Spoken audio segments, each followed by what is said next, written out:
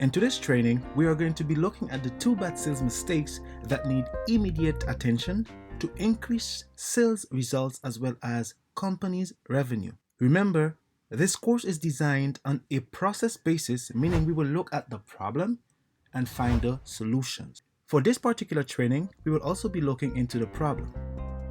And here are the 2 bad sales mistakes that need immediate attention, and they are the lack of strategic sales planning as well as storytelling. For strategic sales planning, it is important that you know all the 15 sales insights in order to be able to create advanced sales strategic plans. Furthermore, for storytelling, you will also learn how to create powerful stories in order to sell effectively. Now, let's look at the problem. This is Lena. Lena is from St. Martin and is also currently residing on the island. She is a wife and a mother of 2. She works as an HR employee at WIB. However, recently she was promoted as the new HR manager and thus decided that she will go to the city to buy new clothing that complement her position as HR manager. However, Lena does not know exactly what store to go to and what to buy. So she researched on YouTube and Google for new clothing ideas and asked a friend for guidance. Likewise, her friends also does not know what to wear and where to go. So Lena decided to go to the city and walk around until she finds the right store. Finally, Lena was able to find a store.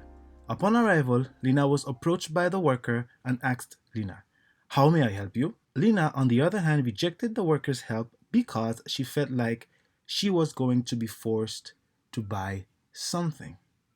Lena proceeded to enter the store because she saw an outfit that she might like, yet she was worried about the $280 price tag.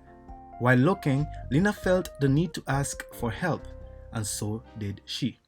After asking for her questions, she realized that the worker did not answer her to her satisfaction. After a few minutes, Lena left the store to find a different one. So, here's a summary of Lena's problems. Lena does not know exactly what store to go to and what to buy. Her friend also cannot help her. Social media and Google is not helping. Lena was not happy with the help from the employee, and of course, prices scared her off. So, I have a question for you and I'd like for you to leave your answers in the comment section. Alright, so the question is as follows. Why do you pay for products or services? Well, primarily speaking, you pay because of the way the products or services make you feel, or the added values that you get from this. Let's break it down and take an example, right? Let's say that this lady here uses Colgate, and her reason for using Colgate is to improve oral hygiene, right?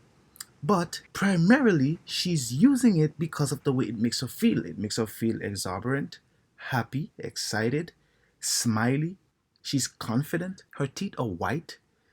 It's all about how the products or services make you feel. Let's take this other example. This Range Rover. Many people would buy a Range Rover or any auto for that matter, not only because it's a nice car, but it's primarily because of the way the product itself makes them feel. So you would buy a car because it gives you a status. Of course, there are other added values as to why people buy cars. For example, it takes you from point A to point B, or you can travel with very much comfort. You know, there are lots of reasons as to why people would buy a car. The point is that it's all about how the product or the service makes you feel, okay? Now, to summarize, good sales create good experiences, good connections, and of course, good stories.